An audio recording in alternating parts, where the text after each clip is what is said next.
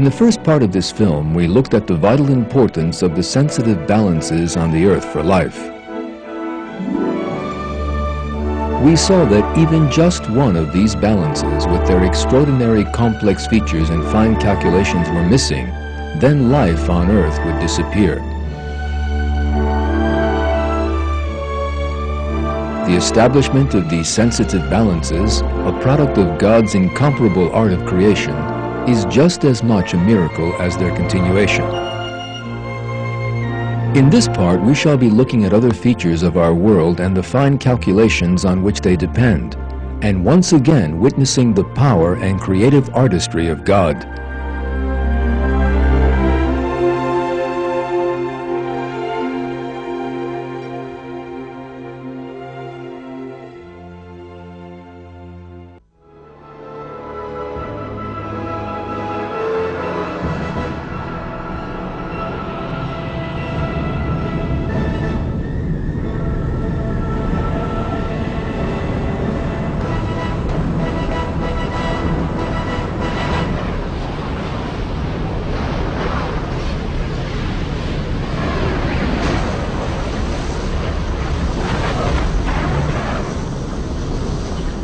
The Sun, the nearest star to us.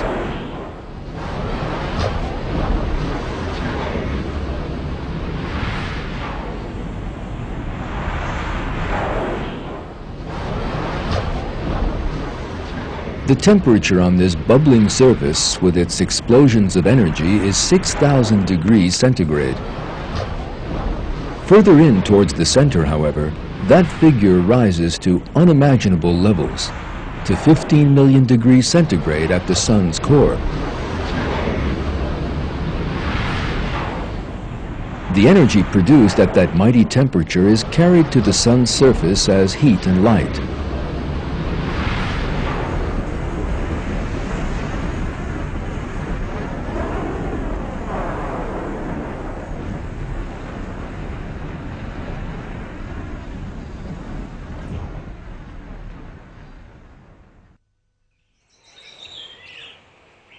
These are both of enormous importance to life on Earth.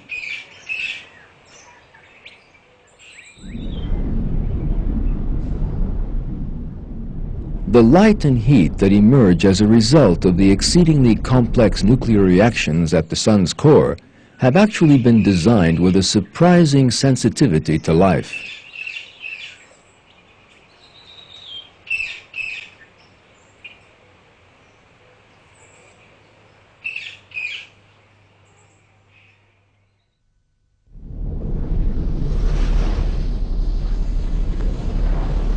The heat and light produced in the Sun are actually different forms of the energy known as electromagnetic radiation. They move through space in the form of energy waves.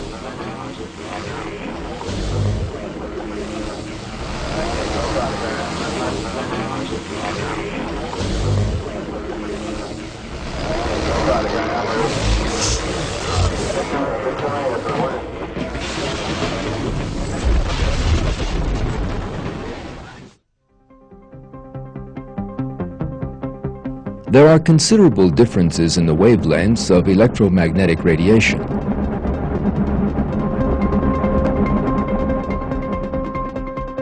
Some energy waves, radio waves for instance, have wavelengths as long as kilometers. Gamma rays, on the other hand, have wavelengths as short as 1/1,000,000th of a meter. In other words, the wavelengths of these waves have been distributed over an extraordinarily wide spectrum. It has been calculated that the longest wavelength is some 10 trillion times the size of the shortest one. 10 trillion is an unimaginable number, more than 1 billion million.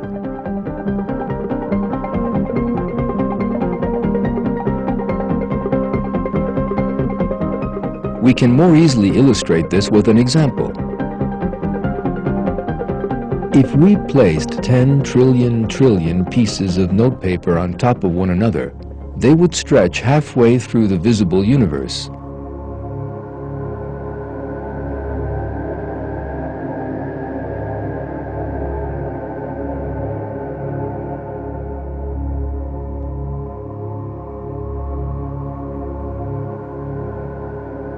$10 trillion, in other words, is a number that baffles the imagination.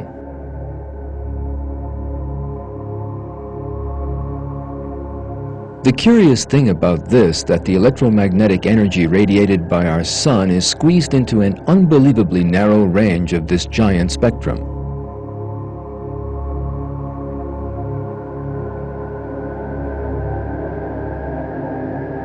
That range is the equivalent of just one sheet of notepaper from all those billion million ones.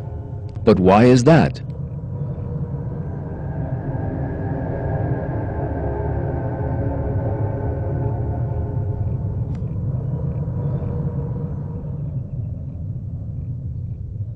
The answer to that question is most important, because the rays that can support life on Earth are only the rays within that range.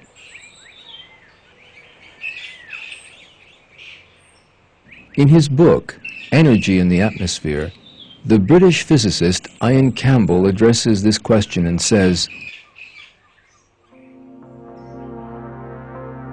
that the radiation from the Sun and from many sequence stars should be concentrated into a minuscule band of the electromagnetic spectrum which provides precisely the radiation required to maintain life on Earth is very remarkable. Let us now have a closer look at this most extraordinary design in light.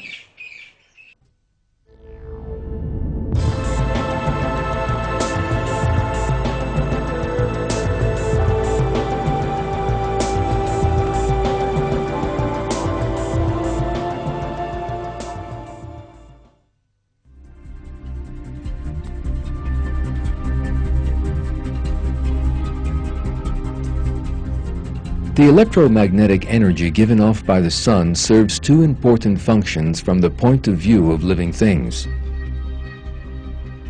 As heat energy, it heats the surface of the Earth and thus maintains the range within which living things can survive. As light energy, it serves as the vehicle for a great miracle, photosynthesis. Photosynthesis is the way green plants use the energy from the sun to create nourishment. Cells known as chloroplasts in their leaves carry out the most complex processes.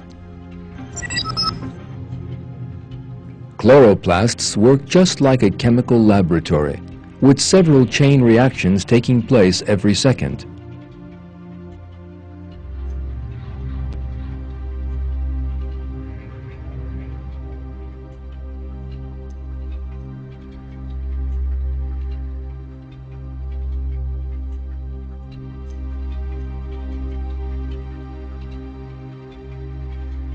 The only production of nourishment in the world is the extraordinary chemical process carried out by plants. All other living things are nourished from this one source. When herbivores consume plants, they take in this energy that comes from the sun. Carnivores obtain the same energy by eating herbivores.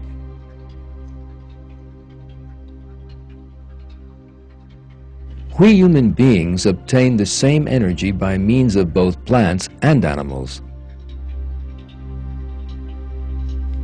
For that reason, every apple, potato, chocolate bar, or piece of steak we eat actually provides us with energy from the sun.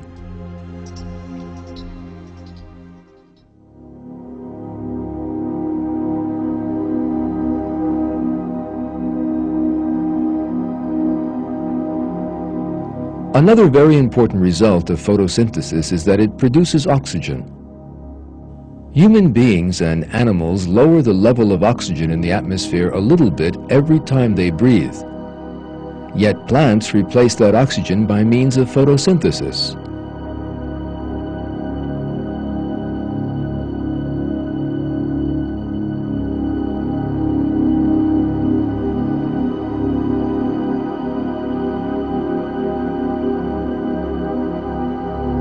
In short, photosynthesis is a very well-designed process. There is complete equilibrium between photosynthesis and human and animal energy consumption.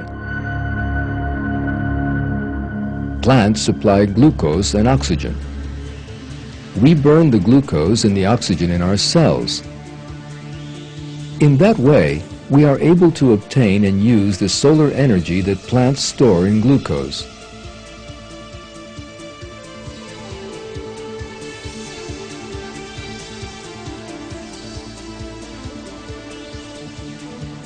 As a result of this, we produce carbon dioxide as a waste product and give it off into the atmosphere.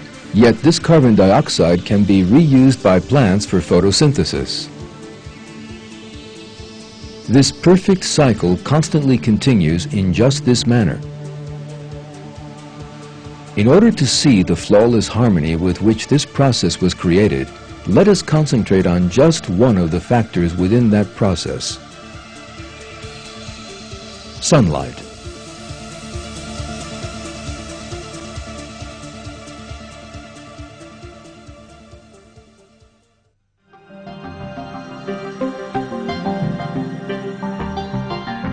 We have already said that light from the sun was specially designed for life on Earth. This important adjustment appears once again when we examine photosynthesis, because the process can only be carried out with sunlight and no other. In his book, The Symbiotic Universe, the American astronomer George Greenstein writes, "Chlorophyll is the molecule that accomplishes photosynthesis. The mechanism of photosynthesis is initiated by the absorption of sunlight by a chlorophyll molecule.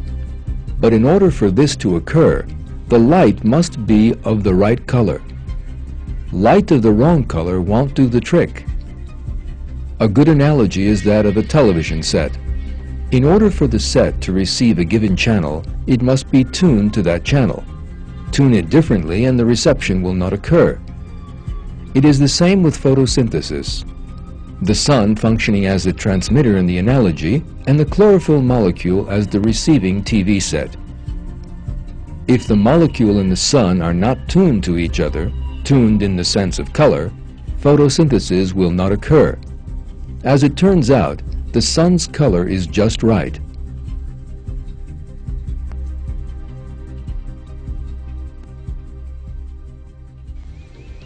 In short, there is a compatibility between sunlight and photosynthesis that cannot possibly be the result of chance. That compatibility shows us that the same infinitely powerful Creator actually created the sun, the earth, and everything in it. That infinitely powerful Creator is the Almighty God.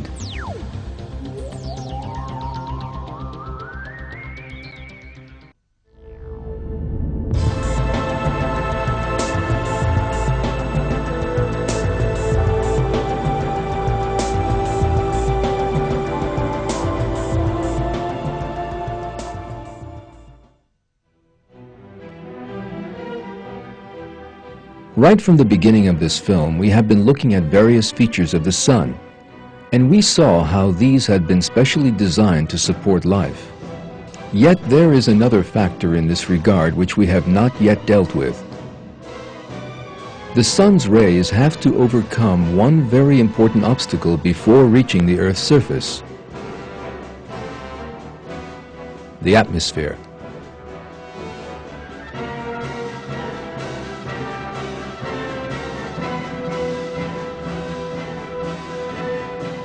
If the atmosphere did not possess the kind of structure to allow those rays through, then they would be no use to us, of course. The really interesting thing is not so much that the atmosphere allows beneficial sunlight to pass, but that sunlight is the only radiation that it allows through. Because as the atmosphere allows those rays necessary for life to pass, it also blocks all those rays that would otherwise be fatal.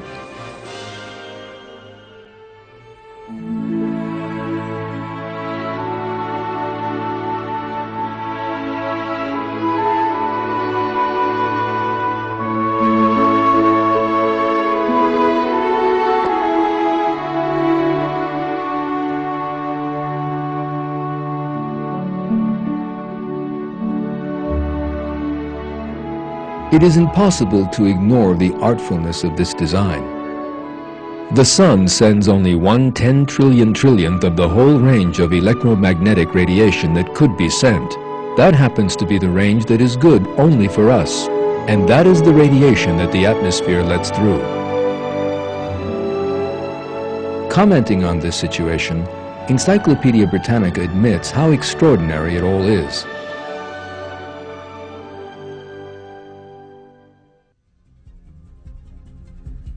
Considering the importance of visible sunlight for all aspects of terrestrial life, one cannot help being awed by the dramatically narrow window in that atmosphere absorption and in the absorption spectrum of water.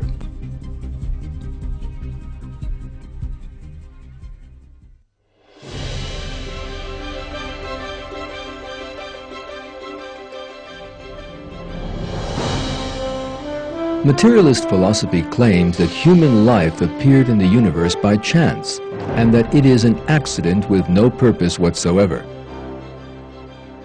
However, the facts that have emerged as science advances shows that there is actually a design and plan in every detail of the universe.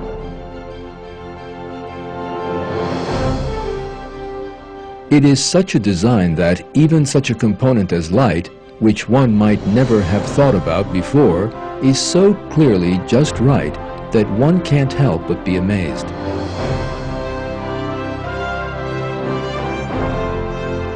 Trying to account for such careful design as accidental is totally irrational. Such extraordinarily fine-tuning as this can be explained not by chance, but only by intelligent design. This, in turn, shows that God has created and ordered the whole universe in a manner compatible with life.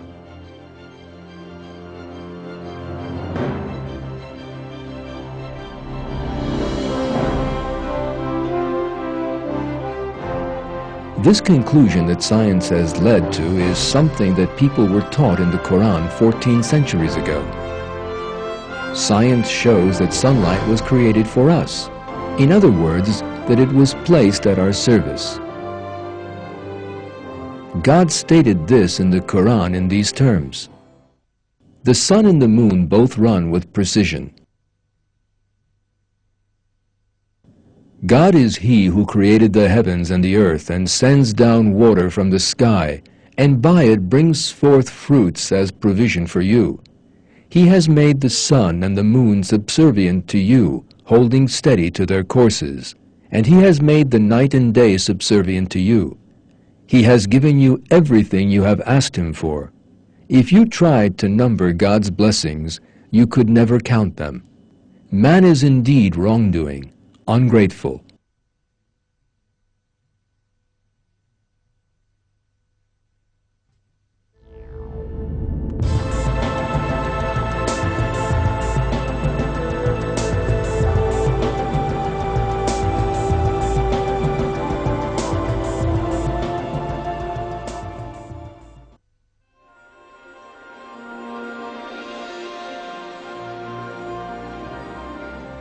We have so far seen the magnificent features of sunlight and witnessed God's creative artistry.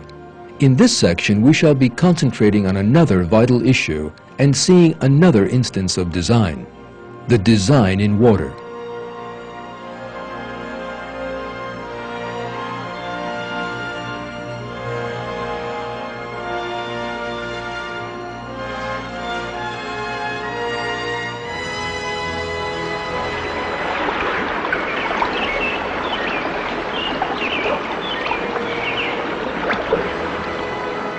Much of the earth is covered in water. The oceans and seas represent some 3/4 of the earth's surface.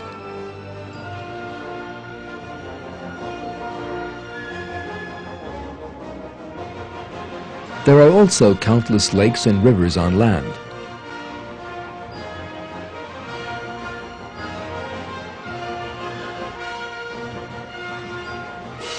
The snow that covers the peaks of the high mountains is merely frozen water.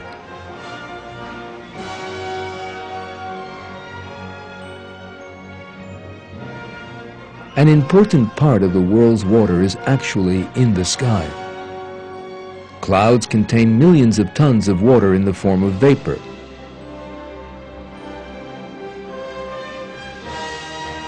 Even the air you are breathing at this moment contains a certain amount of water vapor.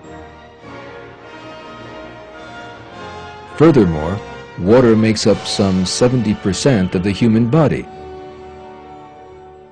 There is more water in our cells than anything else.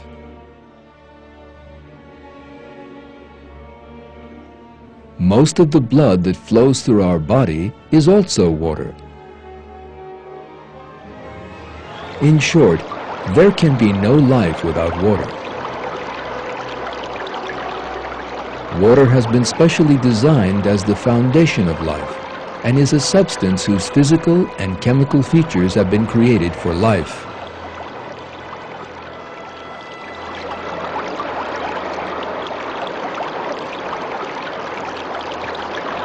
Let us now together have a look at some of the surprising characteristics of water.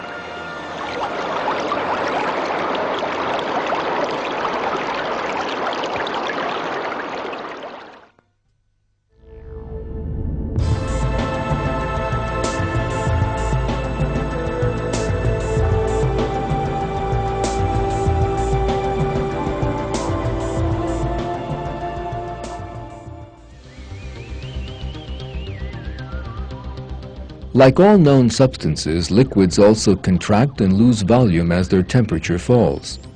As volume falls, density increases, making the cold areas heavier. That is why liquids are heavier in frozen form than in liquid. Yet water, unlike all other known liquids, grows heavier until it reaches 4 degrees, at which point everything changes. After this, the water begins to expand and it becomes lighter as the temperature drops. So water is lighter in its frozen state than as a liquid. According to the laws of physics, ice should be heavier than normal water, but it is actually lighter. That surprising fact has one very important result.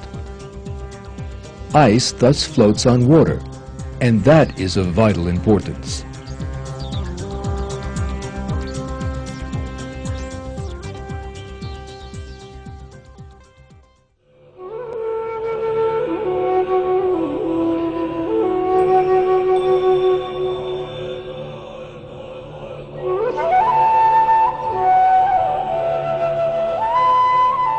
There are many places in the world where the temperature falls below 0 degrees centigrade in winter.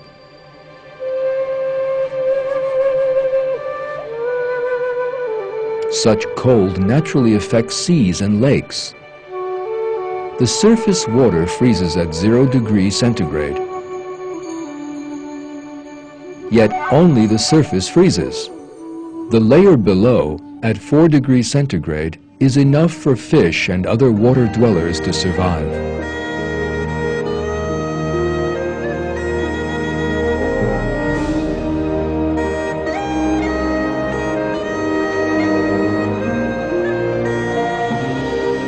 Ice transmits very little of the cold in the air to the water layer beneath it.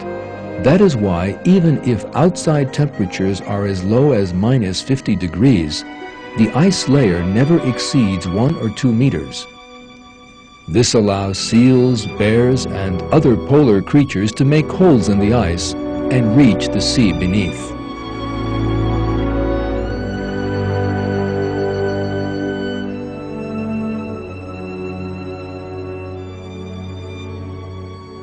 What would happen if things were different, if the ice sank to the bottom?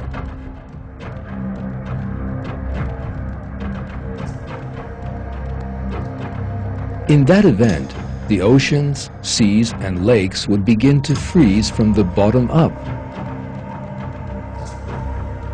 Freezing from the bottom up would continue right up to the top, since there was no ice layer on the surface to keep back the cold. That would mean many of the world's lakes, seas, and oceans turning into giant blocks of ice.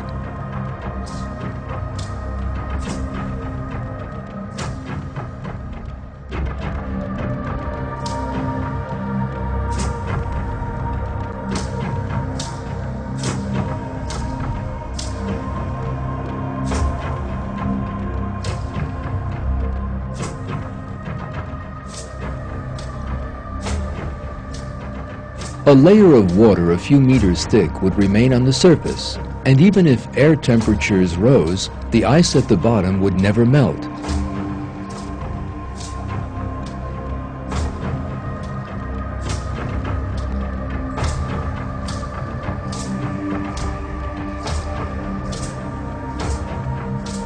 It would be impossible for land-dwelling creatures to exist in an ecological system in which the seas were lifeless.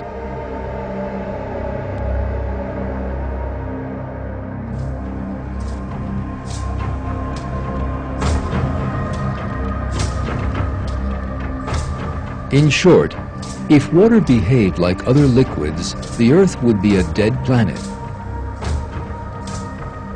Yet thanks to God's might and flawless creation, our world is actually a planet teeming with life.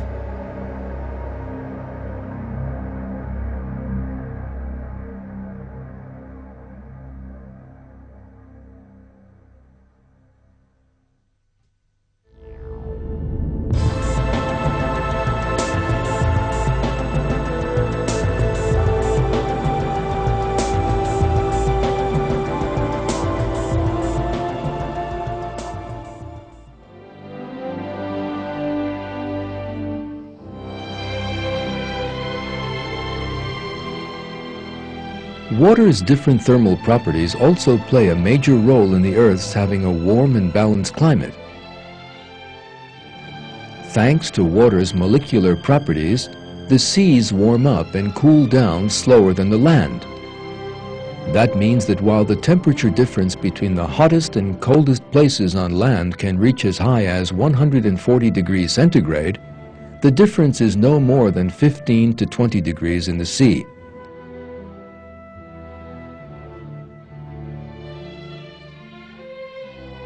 The same thing also applies to day and night temperature differences.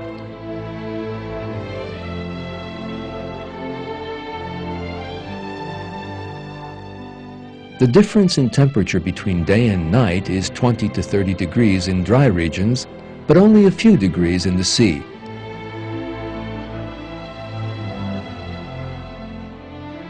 And not just the seas. The water vapor in the air also establishes a very great balance. One result of this is that the temperature difference between day and night is greater in deserts, where there is less water vapor, than in regions close to the sea, where there is more.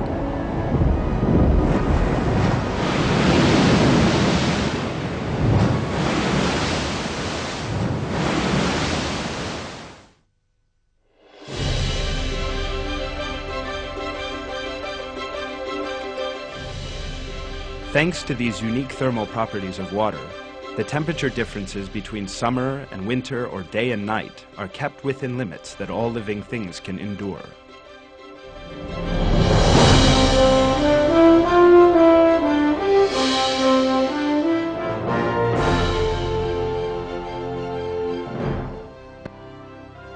If there were less water than land on Earth, or if the thermal properties of water were a little different, then the difference between day and nighttime temperatures would rise. Most land regions would turn into desert, and life would become impossible.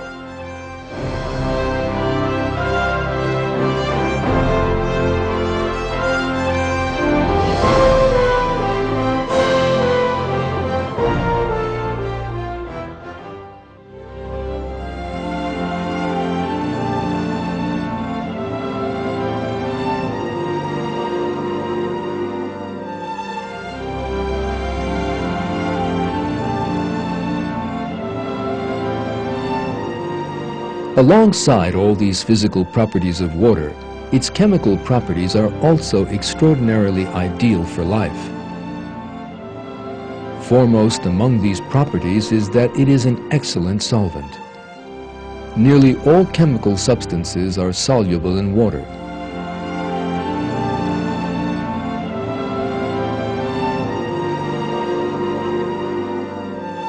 The most important effect of this on life can be seen in rivers.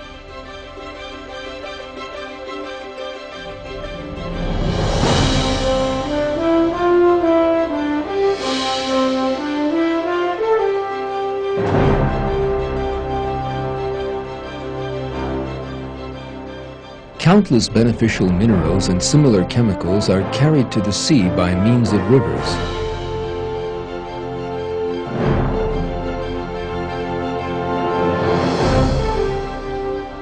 In this way, some 5 billion tons of chemical substances are carried to the sea every year. These substances are essential for life in the oceans.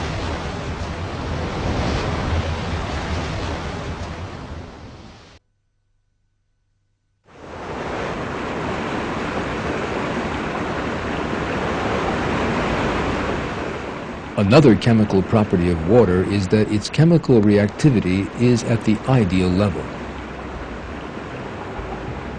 Water is neither an excessively reactive and thus destructive chemical like sulfuric acid, nor an inert substance like argon that enters into no reactions at all.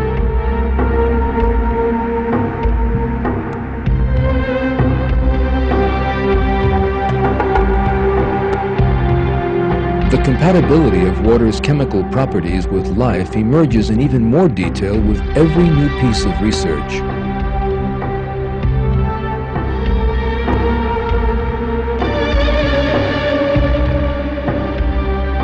Harold Merowitz, the well-known professor of biophysics at Yale University, makes the following comment.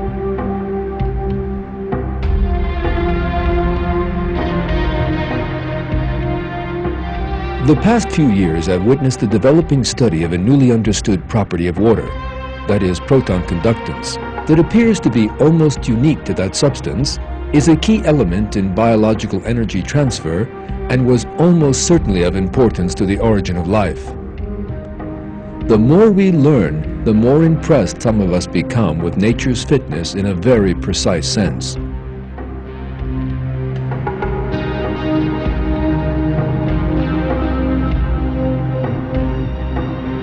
It is clear how important water is for human life. In fact, in many verses of the Quran, God has drawn attention to the fact that water has been given to man as a great blessing and has been made constant on the earth. We sent down a measured amount of water from heaven and lodged it firmly in the earth, and we are well able to remove it. By means of it we produce gardens of dates and grapes for you, in which there are many fruits for you and from which you eat. He who created the heavens and the earth, and sends down water for you from the sky by which we make luxuriant gardens grow, you could never make their trees grow. Is there another deity besides God? No, indeed, but they are people who equate others with Him. He who made the earth a stable dwelling place, and appointed rivers flowing through its midst, and placed firmly embedded mountains on it, and set a barrier between the two seas. Is there another deity besides God? No, indeed, but most of them do not know it.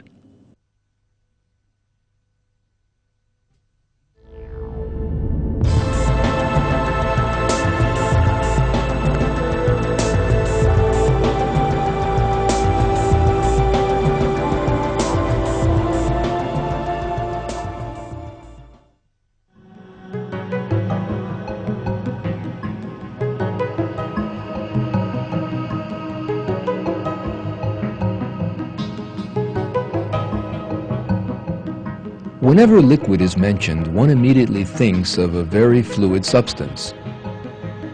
Whereas the fact is that the viscosity levels of liquids differ greatly. For instance, the viscosities of tar, glycerine, olive oil, and sulfuric acid are all very different. Enormous differences emerge when these liquids are compared. That is because water is 10 billion times more fluid than tar, 1,000 times more than glycerine, 100 times more than olive oil, and 25 times more than sulfuric acid. So what is the importance of water's low level of viscosity for us? If this vital liquid were a little more or less viscous, would it make a great difference to us? Professor of Microbiology Michael Denton supplies the answer.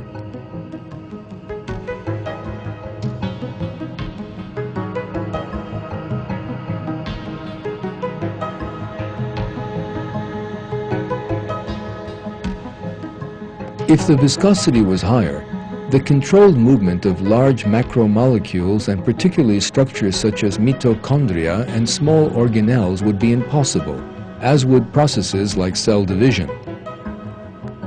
All the vital activities of the cell would be effectively frozen, and cellular life of any sort remotely resembling that with which we are familiar would be impossible. The development of higher organisms, which is critically dependent on the ability of cells to move and crawl around during embryogenesis, would certainly be impossible if the viscosity of water was even slightly greater than it is.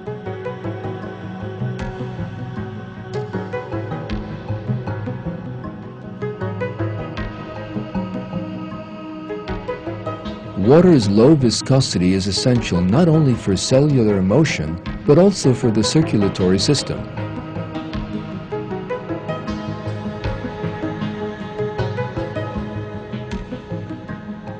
There are a large number of cells in the body, and the air and energy taken in from outside need to be pumped to the cells by a number of tubes, and waste products need to be collected by others. These tubes are the vessels of the circulatory system. The heart is the pump responsible for circulation within those vessels. The substance that flows in them is the liquid we know as blood, the fundamental component of which is water.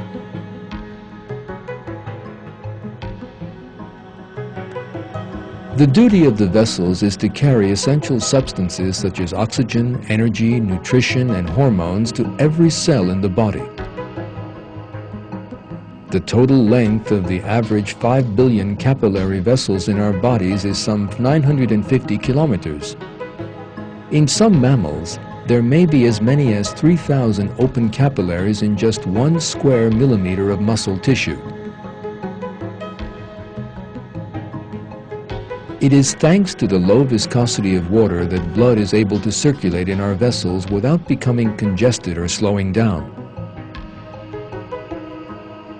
Michael Denton explains that if water's viscosity were just a bit more than what it is, the blood circulatory system would be completely useless.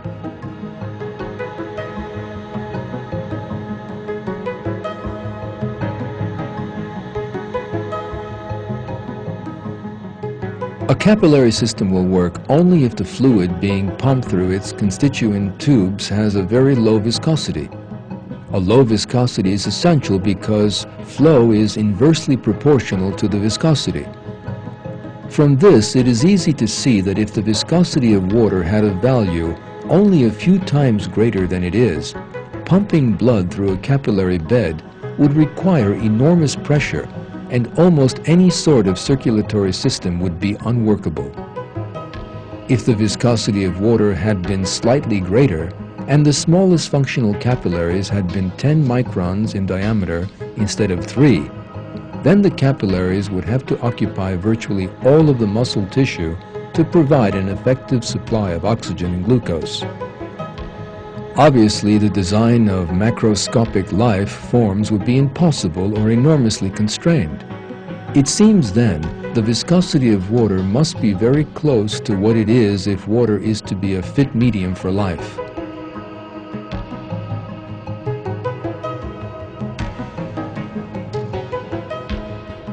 To put it another way, just like all its other properties, the viscosity of water is at the ideal level for life.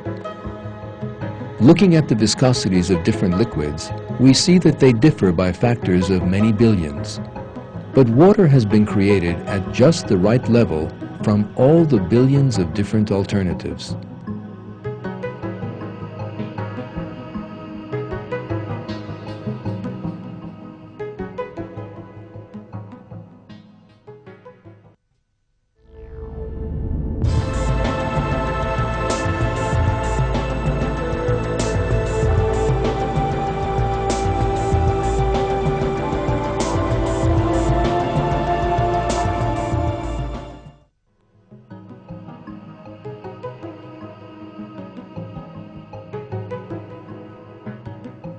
Everything we have seen throughout this film has clearly revealed that our world is not an aimless, unguided, chance collection of matter, but that on the contrary, it has been designed in the most sensitive manner with the aim of sustaining life.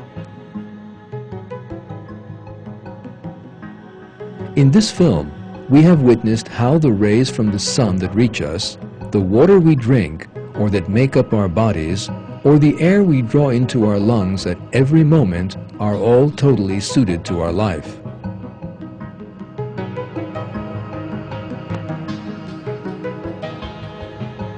In short, all our investigations into the earth reveal that there is a perfect design that allows living things to survive in it.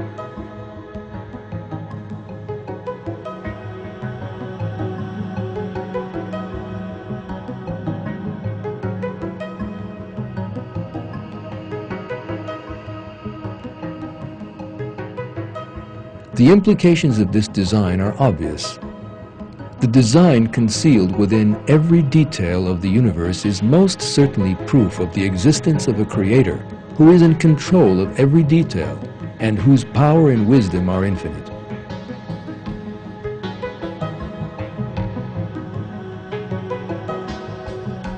Whichever physical law or variable we may examine in this world, it can be seen that it is the product not of chance, but rather of a perfect design.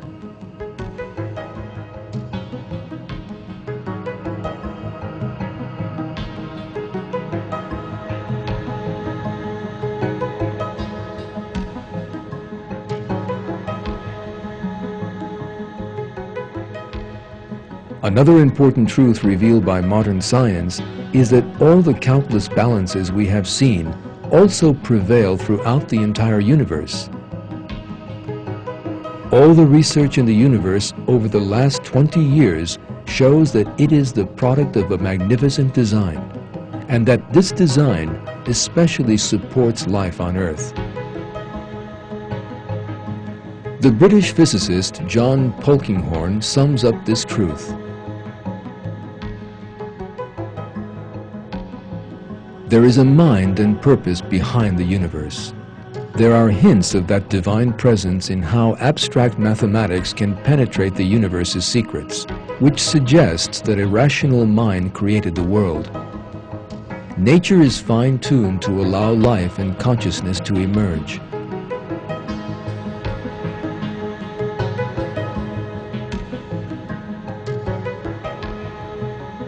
Naturally, the fact that our Earth, which occupies such a minute space in the universe, has been designed to a particular end, means that it is God who has created and ordered it.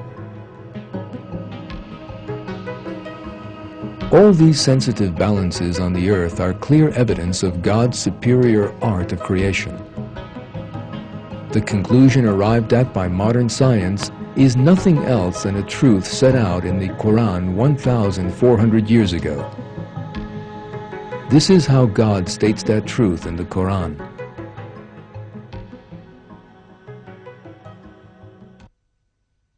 Your Lord is God, who created the heavens and the earth in 6 days, and then settled himself firmly on the throne. He covers the day with the night, each pursuing the other urgently, and the sun and the moon and the stars are subservient to his command.